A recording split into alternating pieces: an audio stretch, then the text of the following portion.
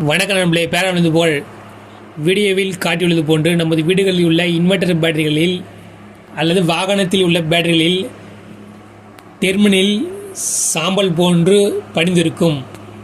இதை நாம் சுத்தம் செய்யாது விட்டுவிட்டால் நாளடைவில் பேட்டரி டெர்மினல் அரித்துவிடும்.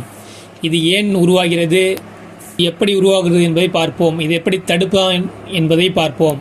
பேட்டரியானது சார்ஜ் செய்யப்படும் போது பேட்டரியில் உள்ள சல்ஃபரிக் ஆசிடிலிருந்து ஹைட்ரஜன் கேஸ் வெளிப்படுகிறது. இந்த ஹைட்ரஜன் கேஸ் ஆனது காற்றில் உள்ள ஈரப்பதத்துடனும் பேட்டரி டெர்மினல் அலுமினியத்துடனும் வினைபுரிந்து இந்த வெள்ளை நிற சாம்பல் போன்று உருவாகிறது.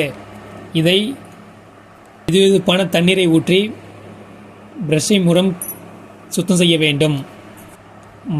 மறுபடியும் உருவாமல் தடுப்பதற்கு கடைகளில் விற்கப்படும் பெட்ரோலியம் ஜெல்லை தடவ வேண்டும். இப்படி தடவினால் மறுபடியும் வெள்ளை நிற சாம்பல் போன்றது உருவாகாது. நன்றி, வணக்கம்.